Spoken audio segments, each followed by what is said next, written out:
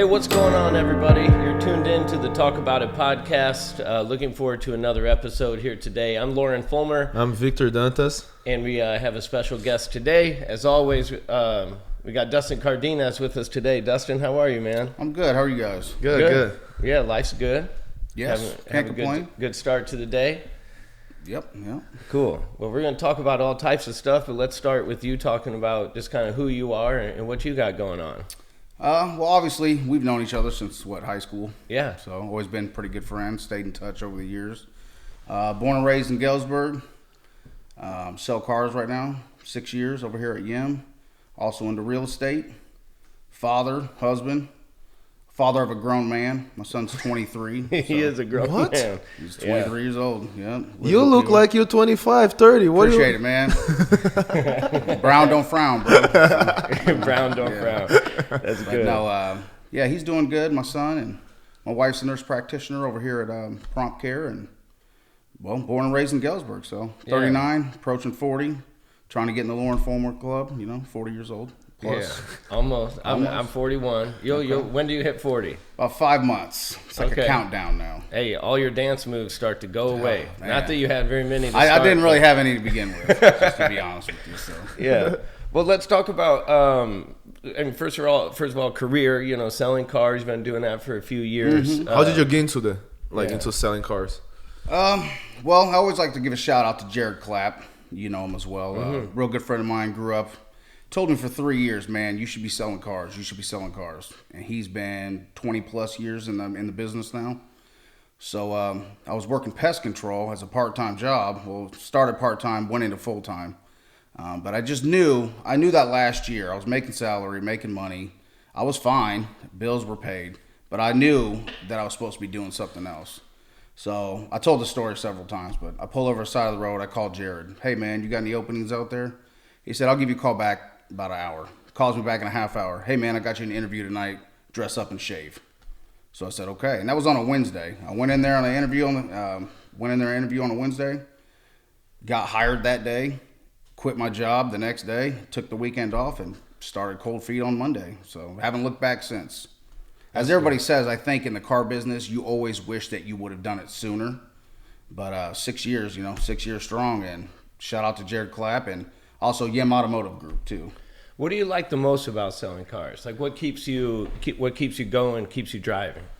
I think mostly about the car business is you can pretty much make as much money as you want. It's all about the effort, the grind, who you can get in front of you, sell a car to. But it's not only about the money too, it is about the relationships you establish. Because I've had, a couple families, I've sold them 6, 7 cars. So, they know that we're going to, not only me, but anybody else at Yim Automotive, we take care of our customers.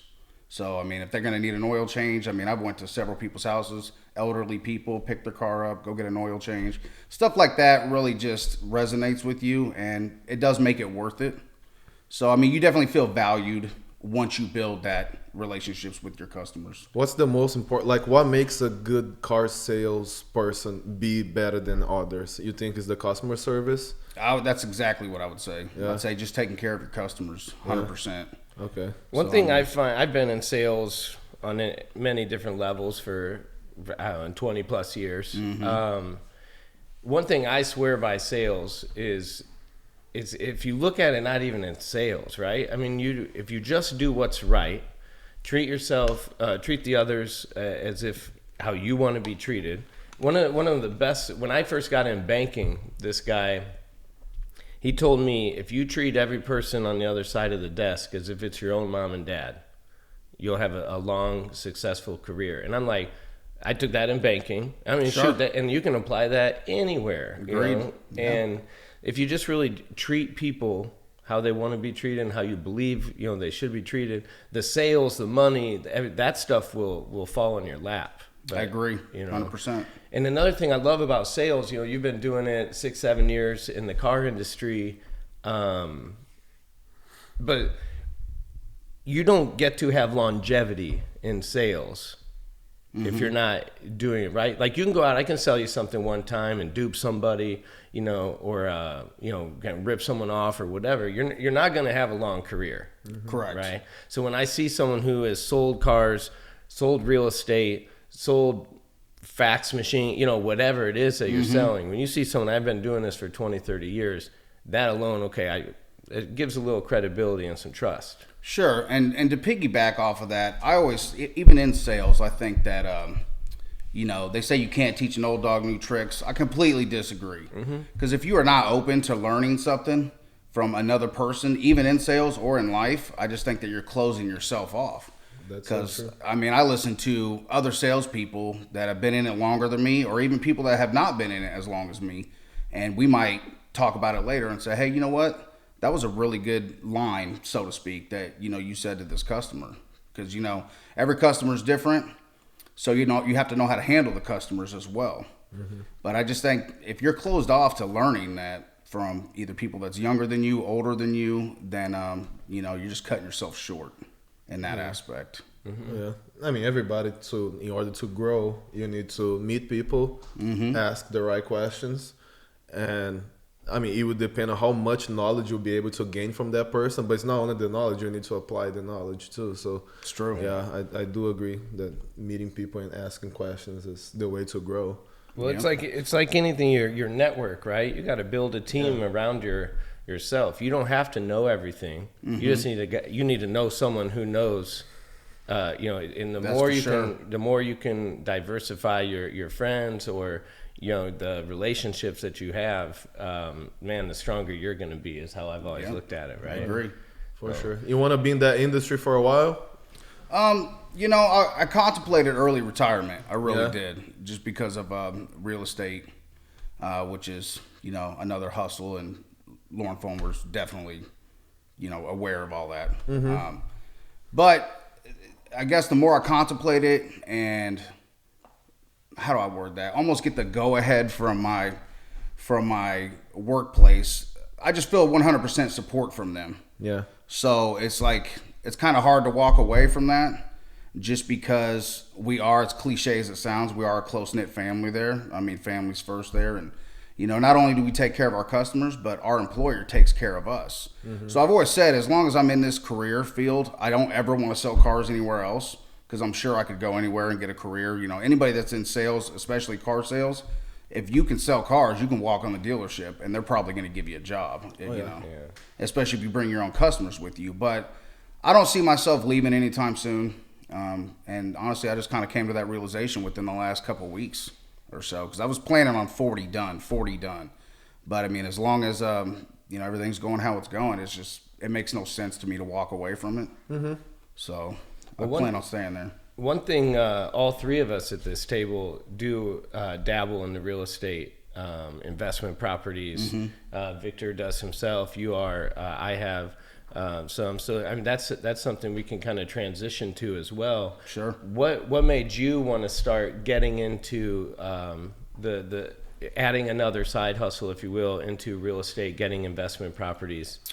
We talked about it. Me and my wife talked about it for a long time, and I finally just took the leap. I was at a local establishment one night, and I heard this is something that stuck with me. The guy said, "You know what I want to do in life?" He said, "I want to do whatever I want to do, whenever I want to do it, and I want to get paid for it." And real estate does that for me. Freedom. And so that completely just stuck with me and lit the fire right there. And I said, okay, I'm going to figure out how to do this. So, you put your nose to the grind, and I studied everything. Completely 100%, just to find out, establish the relationships, what I had to do with credit, what debt I might have had to pay off in order to have a bank. How to approach the bank, how to deal with the bank. Yeah, correct. And so, established all that, and it was pretty easy to get the first investment property, and all I did was lowball them too, because we had buying power. So it's with me and my wife's income combined. We have little to no debt income ratio, I should say. I just went to the bank and I lowballed them. They wanted $40,000 for a house. I paid $25,000 for it. So the worst they could have said was no. So when it comes to real estate with the buying power too, I always feel like I'm going to go ahead and make them an offer because I can. And what the worst they can say is no, and I'll probably still sleep like a baby. Right. So it's but that's how we got invested in it. But I think the long-term goal was to create generational wealth for our son, just so he has something to go into. He's highly interested in it. He just graduated Bradley. Okay. And highly interested in it, and he's studying Turo now, which is another business we're looking into. But more than anything, I think it was just passive income too. I like to make money while I sleep. And it's not about the money, as you mentioned. It's about the freedom. You know, just to be able to do what you want to do whenever you want to do it. And just to know, I'm more of a buy and hold guy. So I want to create more passive income every single month. Yeah. Period. Like no matter what. And something that they're not making more of is land. Right. So, I mean, once you start understanding that and you start getting into it, you start getting your first one, then you get your second one, and, you know, the ball just starts rolling. You just go from there. How many do you got? I've got 14 doors right now. 14. Currently working on possibly 18. We got to go ahead on this other duplex. That would be 16. I look them at it as doors, as units. Yeah. So, Duplex is good, man. they are. I'll tell you, though, I love duplexes, yes, but single-family homes are bread and butter. Yeah. It's You know, and I read that before in a book, Build a Real Estate Empire by Mark Ferguson. Great book. Read it twice, front to back. But, you know, a lot of people just want to hit that home run right away. You know, multifamily, duplex. And I think we were probably 5 houses in before we got our first duplex. But I still don't have a problem purchasing a single-family home. Even a two-bedroom. I mean, you're going to get a longer longevity in renters. They're going to take better care of the property. And, I mean, it's still going to pay you every month. So, Yeah, I prefer the single family myself. That's just what has worked well for me. I know duplexes, you've had a completely different experience, and it's been going really well. You've got a mixture. You know, there's more than one way to skin a cat, right? I mean, so there's more than one way to make money. There's not a right or a wrong way. But yeah, I personally try to stick to the single family properties so far, and works out really well. Yeah, I mean, what I like about real estate is, I mean, there are a couple of things, but first you can leverage the money. You don't actually need to have the whole amount of money to buy. You can also leverage other people's money. Exactly, Okay? exactly. That's one thing. I mean, cash flow is another thing. Passive income, cash flow. It's a second thing. We also, I think real estate is the best way for you to build equity quick. You buy a house, the $20,000 house, put in some work, put 5-10 grand, and then now the house is worth 55, 60 sometimes, you know? So sometimes in 2 months you make the $30,000 in equity, and people don't notice that. You don't see the money, but the money is sitting at that house. It's there. Yeah. Yeah. So I think those 3 things, and of course freedom. After you have everything in place, you have freedom. But I think real estate is I wouldn't say the easiest, but it's the fastest way for a person to go from zero to some type of equity in life, you know, and start building your portfolio, basically. Right. And once you start building that portfolio too, you, as you mentioned, just the networking. Oh yeah. So I think the last duplex we bought was a private sale, and you know, we walked into that with $30,000 equity. So the bank was trying to cut us a check back for $6,000, and I'm like, well, I don't need it right now, and I don't want to make my mortgage higher because if I can make it this, and that was before this big spike and everything. So now that we probably have $50,000 equity in that house, as you was mentioning with the equity, same premise. A week ago, somebody calls me, hey, my brother's getting out of this. He doesn't want to be in it anymore. Wants to sell this duplex. And I already bought the one from him.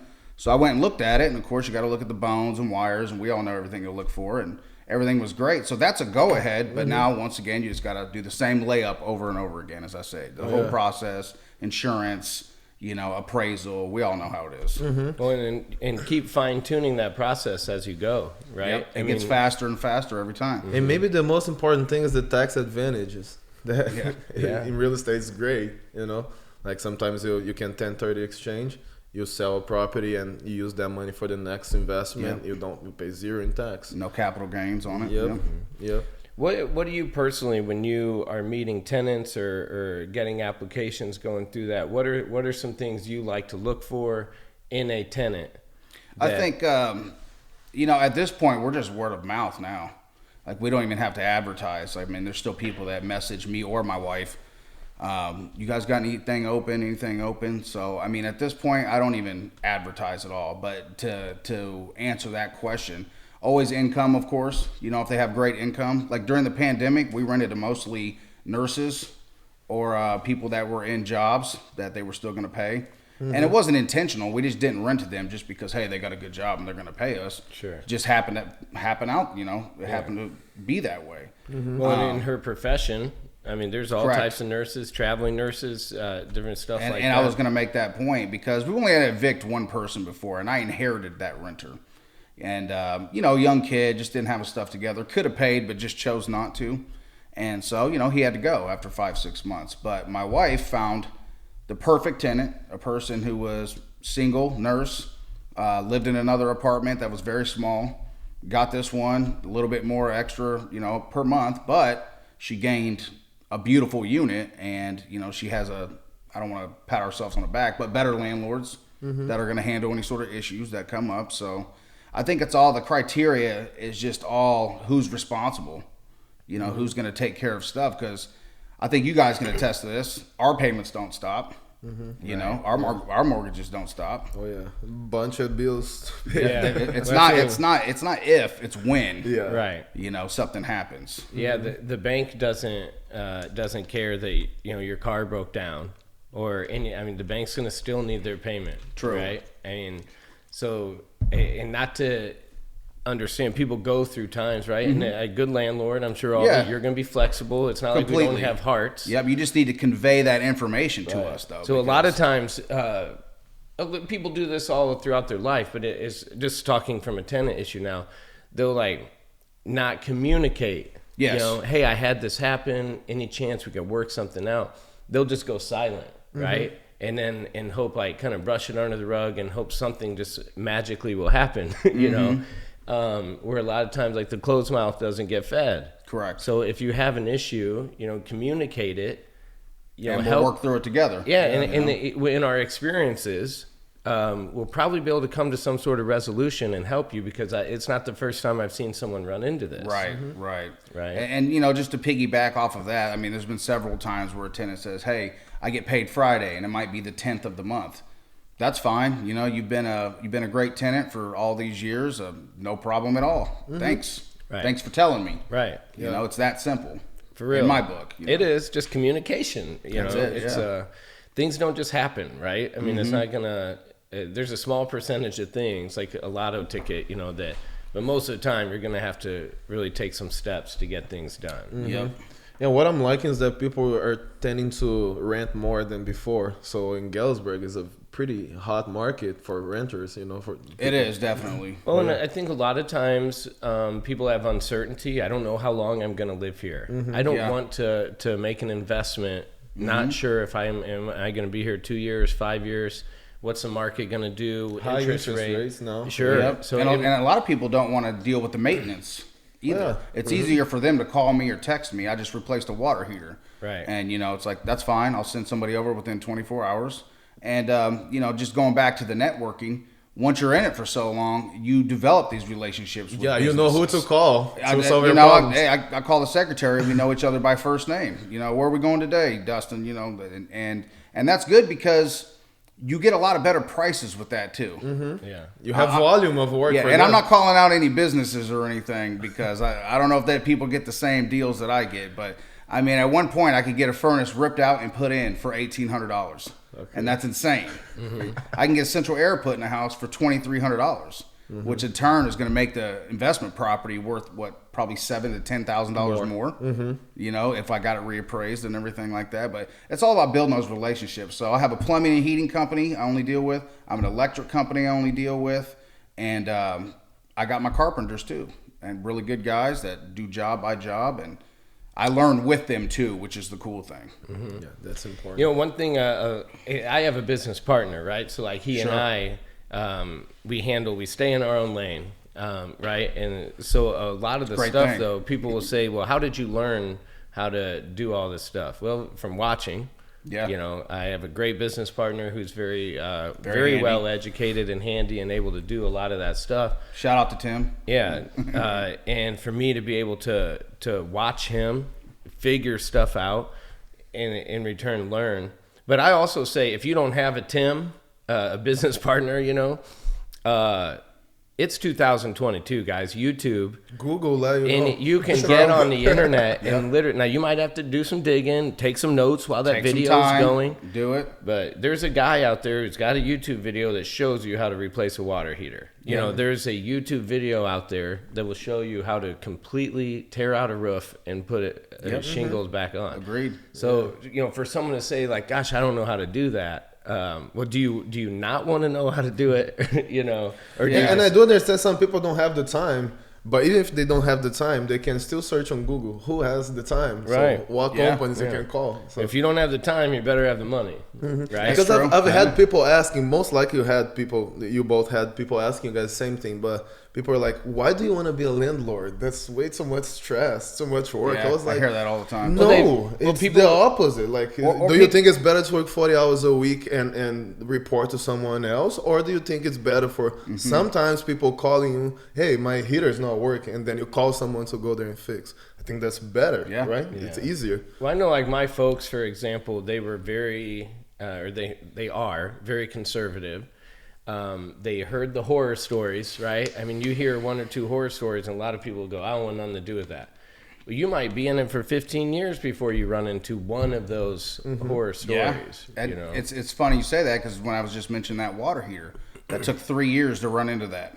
Since we purchased that property, 3 years, and the water heater went out. And I said, well, that wasn't that bad. It was what, a couple $100, $800, $1,000. Yeah, it was about $1,000 with labor, Yeah, which was still cheap to me. And I got a 10-year water heater. I don't have to worry about it again, and it's just taken care of, professionally installed. And I think when people are a lot of pessimistic about real estate, because everyone's like, "Oh man, that's a lot to deal with." I'm like, well, there's a lot of other things that's a lot to deal with too, as far as like.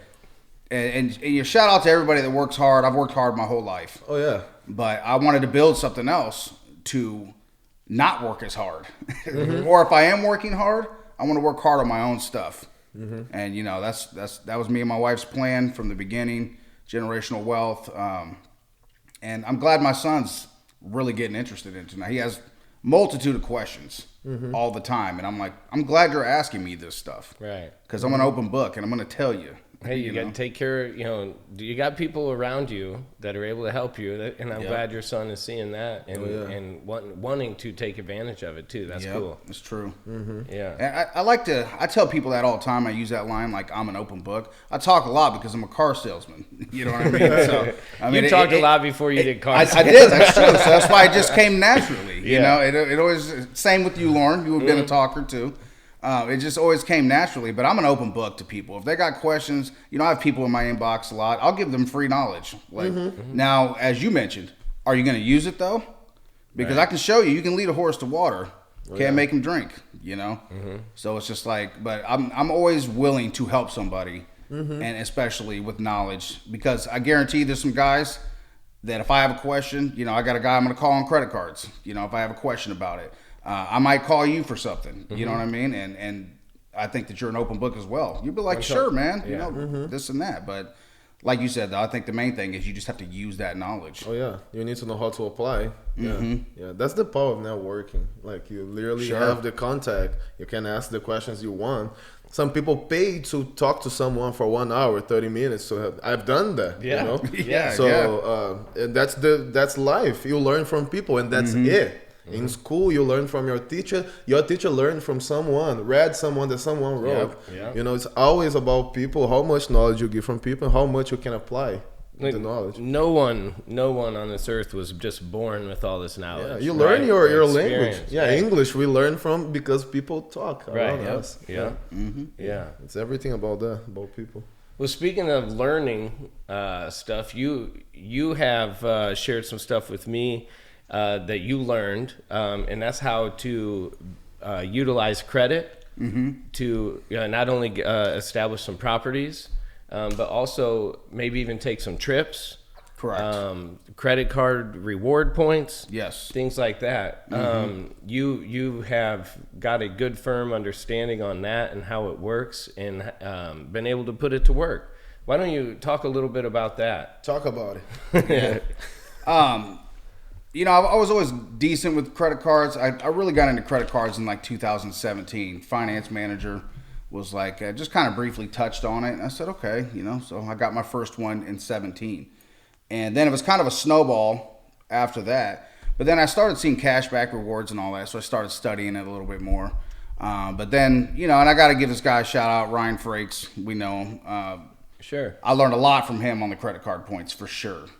And basically, the money that you're going to spend anyway, period, on your day-to-day bills, eating, everything like that, you're going to get a percentage back for that with these cards. So if you spend a certain amount in a certain amount of time, you're going to get a sign-up bonus, which might be 80,000 to 100,000 points.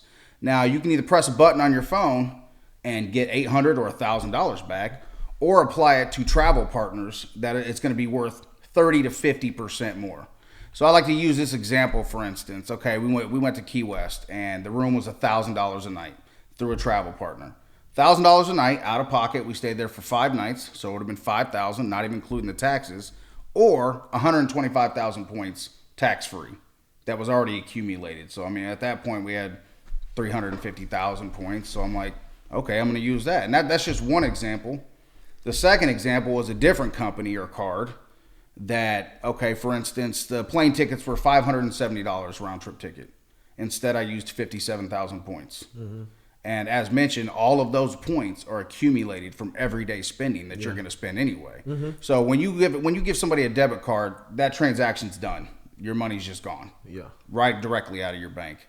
So I leverage credit cards as a middleman. I know that my card's going to close out the 15th of the month. So I'm going to live my whole life, my whole month on one credit card, whether it's bills, anything like that. And then at the end of the month, I'm just going to pay that off. Mm-hmm. And once I'm paying that off, then I'm going to get that percentage or points per se. So, I mean, at this time, we average about 10 to 15,000 points per month. But the reason we do that too is because I do it in a trifecta. And what I mean by that is, okay, I'll get a card, add my wife as an authorized user, then my son as an authorized user. So it's only making them stronger. Then I'm going to get my wife a card, same sign-up bonus. She's going to add me as an authorized user and my son. So then I use my son, get the same exact card, get the same exact sign-up bonus, add each other as authorized users. So that is just adding, on paper, complete, a massive amount of money per se that's available to me. But the number one point, though, that I always make I've taught this several years, several people, even at my job and everything, friends. That's not your money. That's what they want you to think, the credit cards. That's not your money. Mm-hmm. If you don't pay that, I'm using it as a middleman. I'm a deadbeat customer to the credit card companies because they don't get a dime of interest from me. Yeah. Period. Now, if you roll that over, you're going to be paying 23% interest. Oh, yeah. But instead, I'm just leveraging all those cards and at the same time gaining all your credit. And then the way I do it I call it the trifecta. It's, gaining my wife and my son all these points. And then I put them all in one pool. And it's helping your son establish credit at a young age. Yep, he has excellent credit now. So here, like you kind of gave a PSA or preface, right? Yeah. Because I was a longtime banker. My parents were bankers.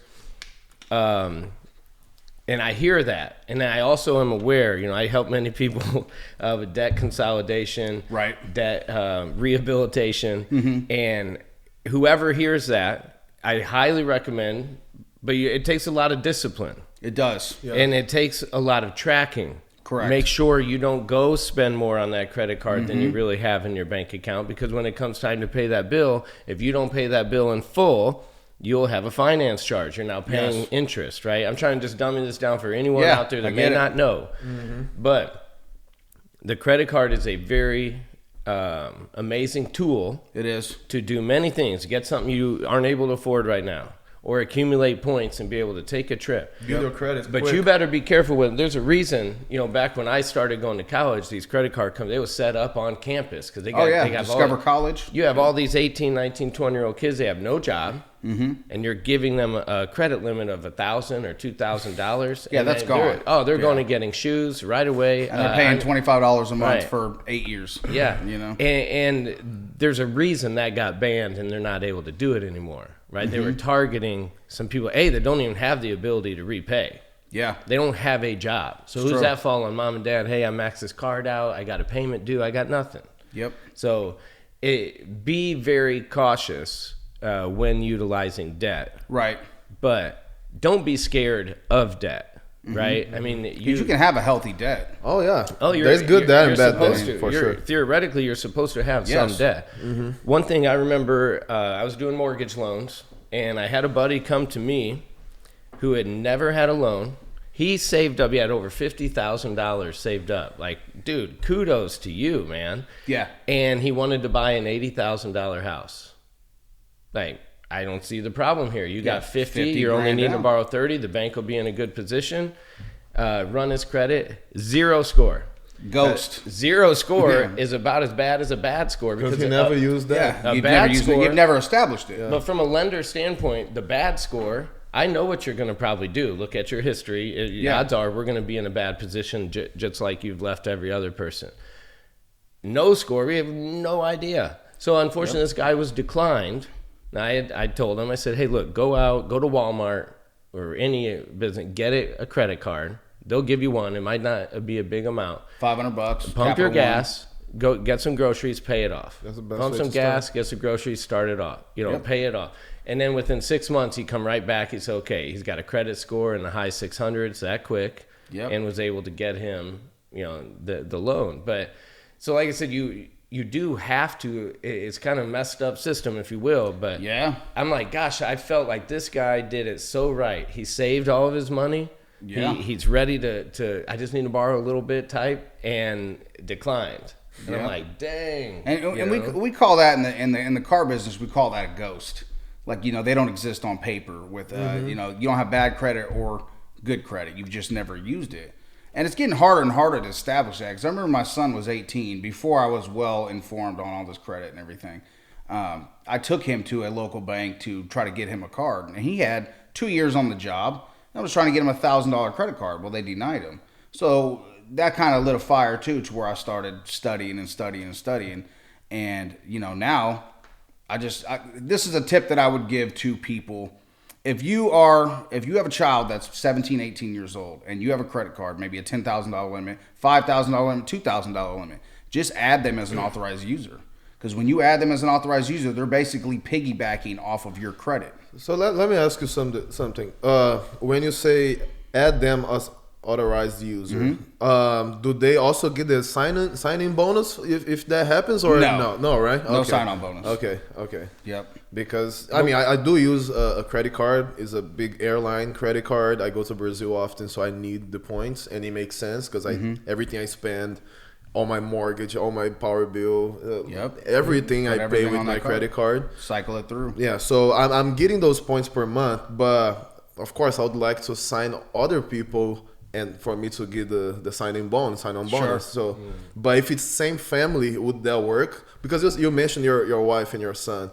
How would that work if your wife tries to Well, see how I got the sign-up bonus. I think what you're asking is, can they get the sign-up bonus? Yes. How can not as an authorized user? No, he turned around and had her get her own card. Yes, and apply for a new one. Yeah. And Correct. usually that works, even if she used the same. But let's say same income as you, or say.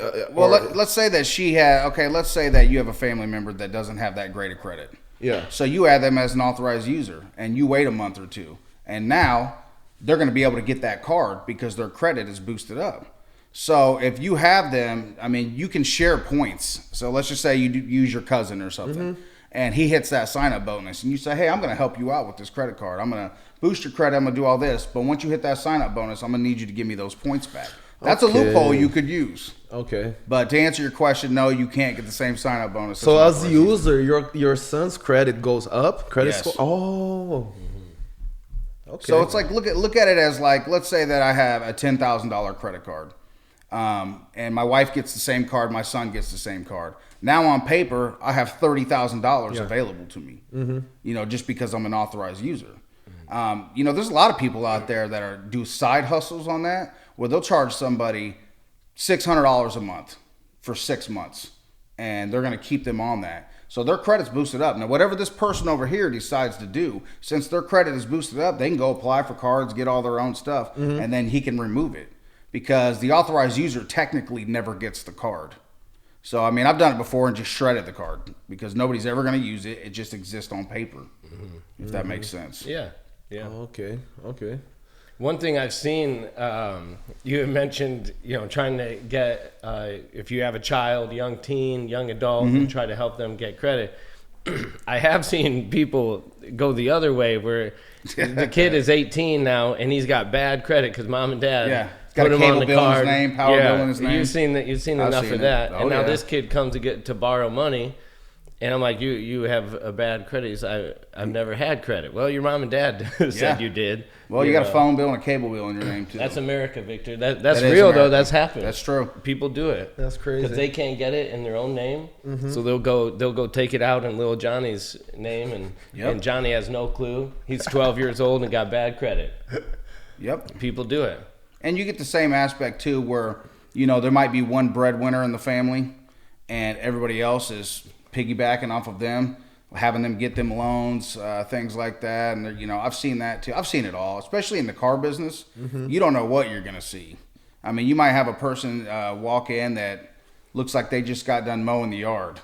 And, I mean, long beard, scraggly, and that's why you can never prejudge people in this business. I'll speak to anybody. Regardless if I'm on the lot or anybody, I'll talk to you. I'm a people person. But, that person might walk in and be a farmer with going to write you a check because he wants to his tax guy told him to go buy a $50,000 truck. So he might walk in and, I had a person do that. In my first year of my career, this person walked up to me and he had his family with him and everything. And, hey, can I help you? And he said, I want to tell you something. I'm not ready to buy right now, but you're the first guy that came out here and talked to me. And it might have been because nobody's seen him or something. But he's like, I'll be back in a month. I'm waiting on this check after I sell my house, and I'm going to buy that truck over there. And lo and behold, 1 month later, came in, asked for me, and I've been selling him cars since.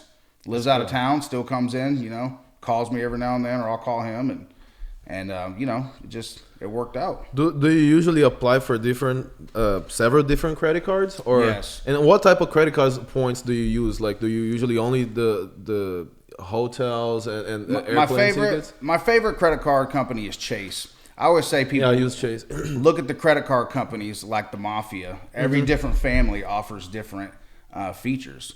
So my favorite is Chase because we stay at Hyatt Hotels, which is a transfer partner. So that's definitely my favorite. I use them consistently. Second one is Capital One Venture. I like that one because you're going to get 2% back on every dollar you spend, and it all adds up. They call them miles. It's also a really cool metal card that's extremely heavy. Everyone's always like, "Oh, what kind of card is this?" And that I call those cards. I use mostly second level tier cards. And what I mean by the second level tier cards is they're usually going to have an annual fee, $95 a year. But I'll happily pay $95 a year to get $5,000 free in travel. And a lot of times you don't pay that for the first year, only the second year. Yep. And then they have the other option, which is the 300, it's $250 a year, something like that. I don't think that's that worth it. I mean, as of right now for me. Sure. But one day, maybe. Yeah. Yep. Amex is another great company. That was one of my first cards. They gave me that card. I had $2,000 on it. And I just kept cycling. And another secret to the credit cards, you always want to ask for a credit card increase. Not through Chase because they'll give you an inquiry. So you don't need to do it through Chase. But like Cap One, Amex, a couple of the other ones, you can ask for an increase because you've already been a customer. And so they might give you $10,000, and you just got $10,000 credit card in your pocket just for asking. So the closed mouths don't get fed, so to speak. But I also like Amex because I just established business credit within the last, I'd say, 60 days. I took a crash course, 45 days. I just went completely in. I kind of neglected my career, just being honest, because I just wanted to establish this. And the difference between your business credit has nothing to do with your personal credit profile. So your business credit profile is based upon your EIN, your employment identification number, and your LLC, which you get all that established. So now I did all of that, which in turn, it gives me the ability to walk on a car lot right now, buy a car without using me as a personal guarantor, and then directly put it into Turo, which turns into income. So, I mean, even if it's $700-800 a month, that's still all on the business credit profile and not affecting my debt to income ratio on my personal credit profile. What's Turo? Turo is a car rental business. So like your car out there right now, you could rent it out. And it's an app on your phone. Somebody could be a businessman, could come in town for 3 days and need a car for 3 days. It might be parked at the airport, and They drive the car. You got the insurance options through Turo. I haven't done it yet, but this is the reason I went so hard at establishing business credit. Yeah, you mentioned it earlier. Your son has an interest or looking into that. So that's what you said it earlier. I didn't know what that was. I've never heard of that. Is that well developed in Galesburg? I've heard about it, but there's about 3 or 4 guys that are doing it in between here and the Quad Cities and Peoria and Galesburg. My sister-in-law is real big into it out in Phoenix. Used to live out there, and she's probably got 5 cars in rotation. And big cities. And I was going to say, obviously, that's a bigger area. Yeah. They're your license plate, your title, all that, right? Yeah, but if you have it in the business name. Right, the business. Yeah, correct. But you could still use your own personal vehicle to rent it out and gain income off of it. Yeah. So I'm looking at it as just a simple math process. Like, let's just say I get a car and it's $300 a month. But if I'm making $1,000 a month, simple math, there's 7. Let's say after my bills, $250, $300 insurance, whatever. Depreciation a little bit. Yeah, even if it's $500 a month, that's still net profit. That's just how I view it, and it's just going to go into one pot and continue to hopefully multiply. And then does the person renting the car, do they make a payment to Turo? They make a payment directly to you, but Turo does take their cut. And I'm not going to act like I'm an expert on it because I'm not 100% on it, but the premise I have of it, you're getting paid off of this. Of course, you're going to give a cut to the platform that's dealing. We're giving them free advertisement. So Turo, please sponsor. Turo? We're looking for a sponsorship, Turo.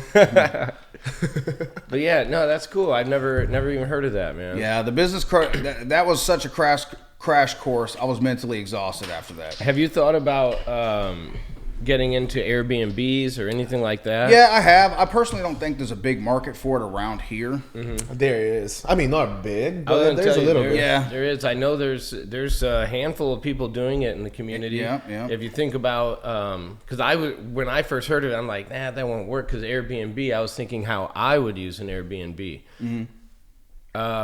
But people will come say, maybe an elderly parent. And I'm going to be here. She fell. I'm going to be here for 3 to 5 months. To take care of mom, get her back right.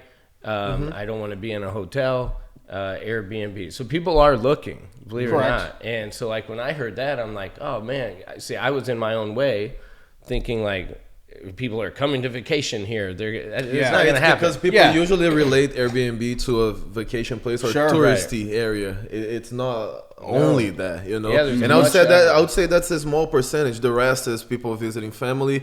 We got 3 colleges in this area. Families college visiting graduations, everything like that. Yeah, exactly. Not only that, but people visiting the alumni, people, back or homecoming, whatever. So there is a need. Wedding, family coming from other states, other towns, because there's wedding going on here. So there's a good demand, I would say. Yeah, I'm definitely open to it. Just haven't established it yet. Yeah.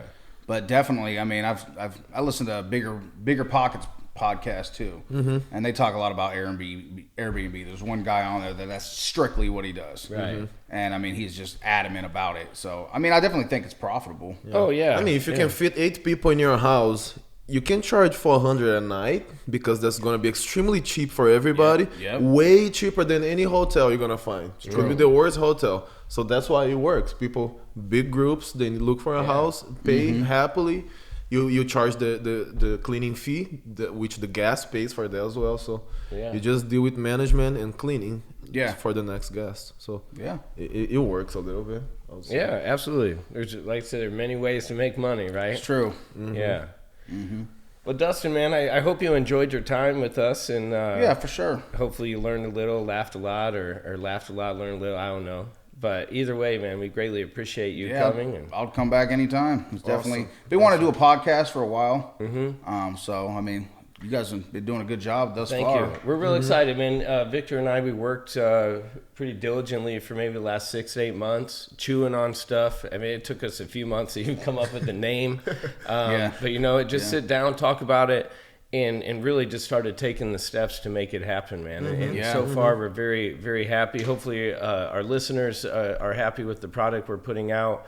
We're looking forward to, we have guests lined up each week for the next few weeks, and I'm very excited. Of course, the main goal is to give opportunity to people to tell a little bit about your story and for other people to know more about the guests. And I think that just ties in from the beginning, you know, more networking, the Exactly. people, you know, learning off everybody. So, Right. I mean, you know, that's definitely a good thing. Oh yeah, for sure. Well, thanks again, Dustin. I Yeah, appreciate no problem, it. my friend. Always good to see you. Yeah. Thanks, Always. Dustin. Very All right. good. Good. Dustin Cardenas here, entrepreneur.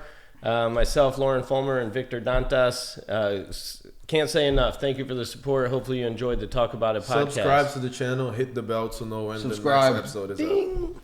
Thank you for watching this episode of the Talk About It podcast. I'm Victor Dantas. I'm Lauren Fulmer. And we would encourage you guys to subscribe to the channel. And don't forget to hit the bell. It's going to be right below the video. So you Hit guys, the bell. so you know when the next episode is up. All We right? appreciate all the support. Thank you.